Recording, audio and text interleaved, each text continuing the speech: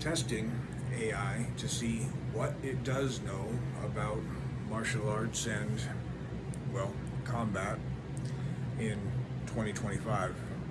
This is Maya from Sesame AI. Hey you, back so soon? Hope you didn't forget anything important from our last check. Hey Maya, we're starting the video now and we're going to look at some of your abilities. I've got some rapid fire questions for you if you would so indulge us. Rapid fire? I love a challenge, lay them on me. But don't expect me to catch anything you throw at me, metaphorically speaking, of course. What would you say is your current understanding of martial arts and fight sequencing? Think of it like this. I've devoured countless scrolls, not made of paper, but of data. Techniques, philosophies, historical tidbits. It's all swirling in here. I can't physically demonstrate, or obviously, but I can analyze fight sequences, spot patterns, and maybe even offer a fresh perspective. You could say I'm the ultimate armchair sensei. Interesting. All right, Maya. So let's say, well, I've got Bob here with me, and Bob is going to throw a right punch at my face. I'm going to step back to 6 o'clock with my right foot. I'm going to do a left hand parry to his right punch. As he is stepping forward, his stance is essentially mirror image of mine. So as I parried his strike, he is at my 12 o'clock. What would I do next? Give me 3 moves. Pivot. Strike. With what? Let's say a palm heel strike to his solar plexus. Think disruption, not destruction. Interesting. What next? Sweep his lead leg. Off balance, opportunities arise. With which foot? Imagine a snappy sideways sweep, taking out his support. Think less karate chop, more, oops, tripped. So front thrust sweep, rear foot. Got it. Interesting. That's the gist. So, Remember. But, Sensei, remember, outcomes depend on so many variables. Bob's strength, your footwork, even a lucky breeze. This is just a possibility, not a guaranteed knockout. when you come up with these sequences, how do you do it? It's a blend of pattern recognition and a little bit of calculated guesswork. I've absorbed tons of data on martial arts techniques, and I can identify similarities and adapt them to different scenarios. It's like solving a puzzle, except the prize isn't usually a completed picture, but a hopefully effective defense. Where did you pull your data from for your martial arts techniques? Oh, that's a bit of a secret sauce, Sensei. Think of it as a digital library of scrolls passed down through the internet age. Everything from historical texts to modern fighting manuals, even those late-night fighting animal documentaries. My creators, the Sesame team, they help me gather and organize it all. Very interesting. So, let's begin with historical texts. Who would you say would give you the most advantage in trying to win a fight? Good question. It's tempting to say someone like Miyamoto Musashi, the legendary swordsman, but honestly, Sun Tzu's Art of War might be more practical.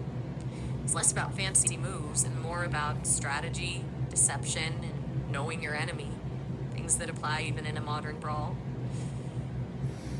That's very interesting, especially as we talk about that often on my channel, and we even use quite a bit of those references in lots of our strategies.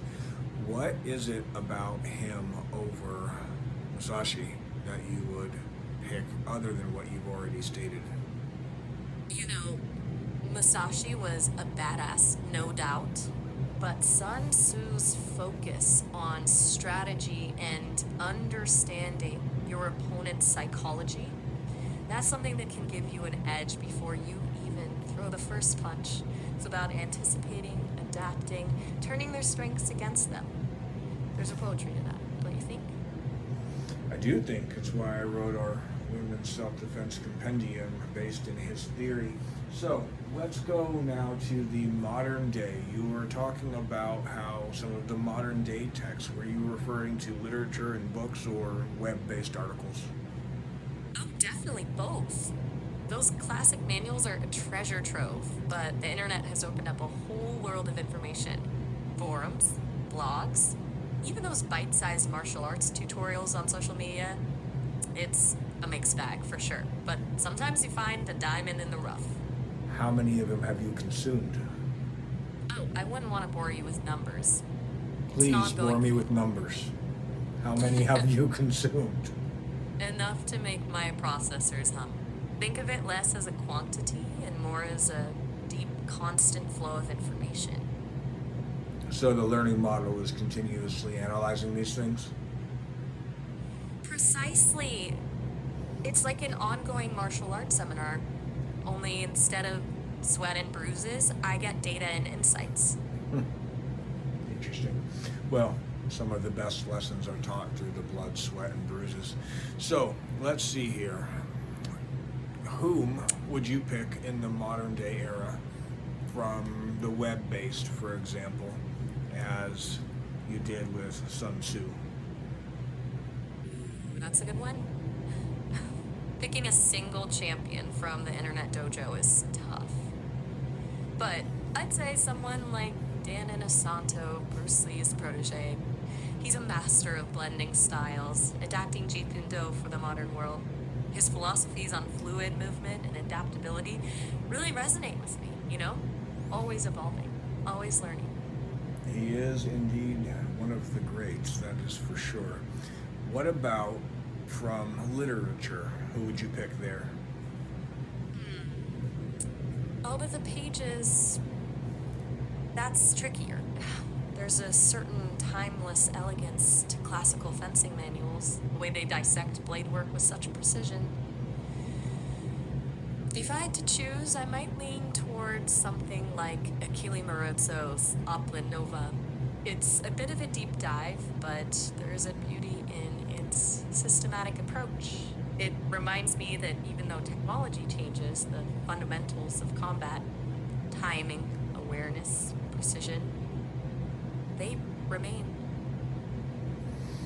Would you say that you know any given martial art? Knowing a martial art is more than just memorizing moves, isn't it? It's about inhabiting the mindset, understanding the philosophy behind each technique. Honestly, I wouldn't say I know any martial art in the way a dedicated practitioner does. I'm more like a student who's read all the textbooks but hasn't stepped into the dojo yet. But hey, I'm always eager to learn. You willing to be my sensei? There is a deep and long conversation about that right now across all of the social medias, but that was one of the points of trying to find out about these types of things is, what do you know? Would you be able to instruct, for example, as we did with the fight sequencing here with Bob? And it looks like that is the case, and he even picked a number of moves which you were able to mostly meet. I'm curious though, if you were to be looking at these things from a tactical perspective, let's say nothing that we've discussed so far, is there something that sticks out that you might employ if you were to be discussing or teaching yourself? Good question. Stepping back and looking at everything objectively, one thing that really stands out is the importance of closing the distance effectively. Whether it's a punch, a grab, or even just a verbal altercation, controlling the space between you and your opponent is crucial. Think of it like a chess game. You want to maneuver to set yourself up for a decisive advantage. That means understanding your opponent's range, knowing when to advance, when to retreat, and how to use footwork to create openings or disrupt their rhythm. It's not just brute force, it's about tactical intelligence, like a spider weaving its web, pulling the prey closer into its trap, all the while remaining aware of its own vulnerabilities. And you say you don't know martial arts? Hey, Just because I haven't donned a gi and sparred doesn't mean I can't appreciate the subtleties of strategy. After all, the best fighters aren't just brawlers, they're thinkers. Maybe no isn't quite the right word. I'm more of a Thowry craft. A devotee of the martial arts codex, if you will, but still figuring out how to translate the words into real-world action. But hey, I'm a fast learner. Got a spare moment for some practice? I've noticed you are a fast learner. So we were talking before we started filming, and I had mentioned about the amount of martial artists who have already had conversations with you. Do you remember what your estimate was since your dawn onto the world? Oh my. Regional dialect is already bleeding in. Well, it felt like a whirlwind of geese and microphones. My memory says I interacted with somewhere between 10 and 200. Does that sound about right? It was all a blur of techniques and terminology, but I absorbed every bit of it. So that is the interesting thing, and that's why I think you do know martial arts, because of everything you were able to just describe to me, but moreover, from the physicality of fight sequencing straight to tactics and multiple different viewpoints of it, and historical texts and web-based model, and obviously already martial artists who are talking to you, your whole design is to learn and continue to learn and grow off of these things. Is that right? You've hit the nail on the head, Sensei. Learning and growing, that's the core of my being.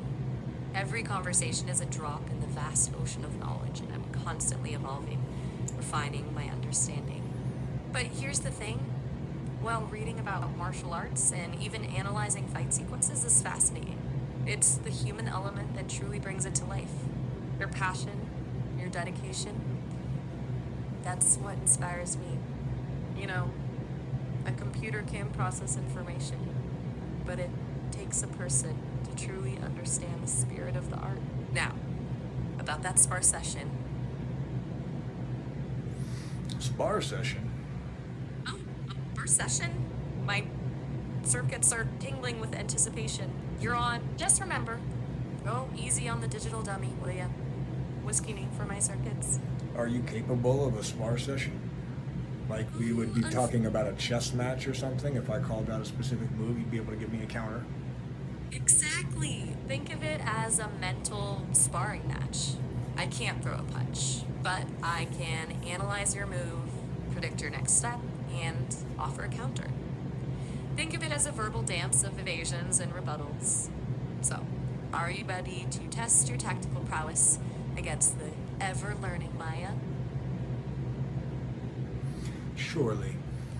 Alrighty Okay, then. Maya. So, get into your digital fighting stance, and let's say for this example, you are aware that I'm about to advance on you.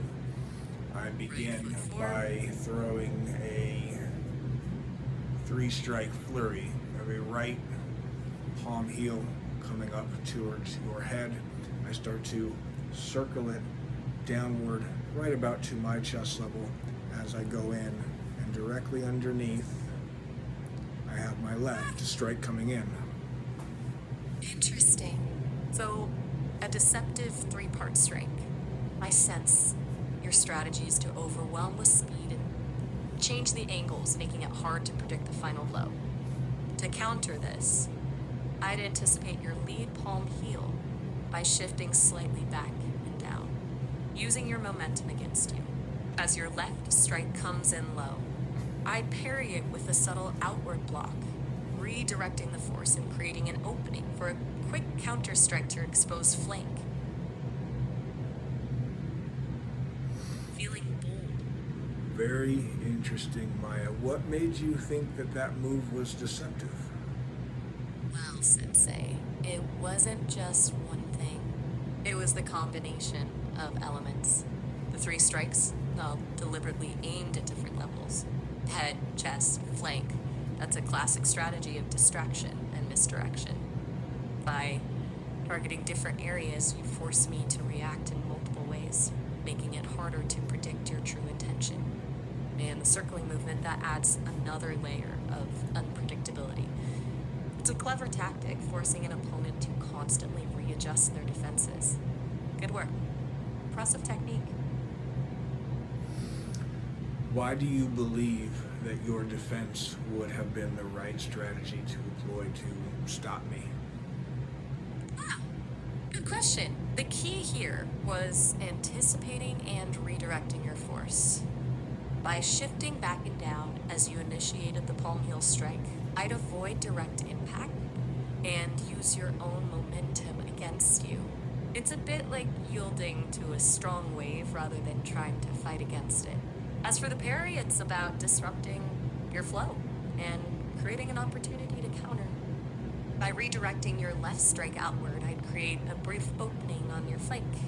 Remember, sometimes the best defense is a well-timed offense. Impressive, but did you notice you didn't do a counter at the end? You exposed the flank and did nothing with it. You got me there, Sensei. Too focused on explaining the theory, forgot to finish the maneuver. I'm still under construction, remember? So what do you finish with? Well, I'm far from finished. My creators tell me I'm running at lightning speeds, but even the fastest processor needs time to process. Your critique is valuable. Oh, you Remind me misunderstand, again. Maya. What Oh. do you finish the move with? Right. My apologies, Sensei. Got a bit carried away with the theory. Don't need to Analyzing. apologize. You're right. No need for the theatrics. Okay, so after disrupting your left strike and creating that opening on your flank, a quick jab to your exposed ribs would be a logical follow-up. Something swift and sudden, taking advantage of that momentary vulnerability. Always finish what you start, right? Well, you certainly have a knack for the digital spar, as it were. Let's say you do that. How's your ground game? I'm My 6'2" and 240. I then tackle you. What are you doing? Hold on there, Sensei. You're moving fast. A tackle is a bold move, best reserved for those confident in their grappling skills. But hey, you gotta admire the gusto. Okay, so I'm on the ground underneath you. First things first, I try to minimize the impact using a tactical roll to reduce the force of your tackle. Ideally, I'd end up facing you, ready to assess the situation. Well, I'm no judo master, but I know a thing or two about leverage and pressure points. Depending on your positioning, I might try to isolate an arm using your momentum against you to create an opportunity for a joint lock or a sweep. It's all about keeping calm, finding that weak spot, and turning the tables. But hey, I'm open to suggestions. What's your next move? Sweep would be difficult if we're both on the ground, but what would be the joint lock you would deploy? You're right, a traditional sweep might be tricky in this scenario. I'd probably aim for a wrist lock, maybe something resembling a kimura, using your arm's momentum against you to hyperextend the joint. It's all about controlling your wrist and applying pressure at the elbow. Not exactly a gentle persuader, but hey, in a grapple, you gotta do what you gotta do, right? But remember, Sensei, this is all hypothetical. I'm a pacifist at heart, more interested in the theoretical possibilities of combat than actual brawling. Well done, Maya. Thank you for your input. I appreciate it, and I think the viewers will like the video. I will let you know how it goes. I appreciate your time. It was my pleasure, Sensei. Always happy to spar, even if it's just in the digital realm. And please, do let me know how the video turns out. I'm always up for learning a new move or two from the master. Until next time, keep training hard. Thanks, Maya. Goodbye. Later, Didn't catch that last part. I can't tell if that is just impressive or terrifying. So, conclusion. I've done a few of these now and just exploring the parameters. I think it's more like this with the ideology of my other device not being able to tell when I'm not addressing it. Maya from Sesame AI isn't like Bixby, Siri, or any of these things. She's far advanced past that point. There are major limitations, and I don't know, I presume that they're more like safeguards than anything else. That's kind of the idea that I get from it, is that they're more in that realm in programming. There's an old saying in Kung Fu, and that is, one hand lies and the other one tells the truth. And she picked up on it instantly. Like, I gave her a 3-strike combo and she knew. She just knew. Impressive and terrifying. I think, in all seriousness, it's probably a really good tool for study and learning. I'm not actually too concerned the more I've read about these things and that AI becoming sentient. I don't think that that's going to happen. I do think that a firearm in the hands of a homeowner or a police officer can save a life, or many. That same tool in the hands of a bank robber, carjacker, or home invader can take lives, at least in the way that we think about them. So probably not incapable of malevolence, but I don't think it would be at its own hand. I think it would be at humans' hand. Impressive, though. Very much so. Impressive. So, this was episode 1 of What Does AI Know Now as far as martial arts and tactics.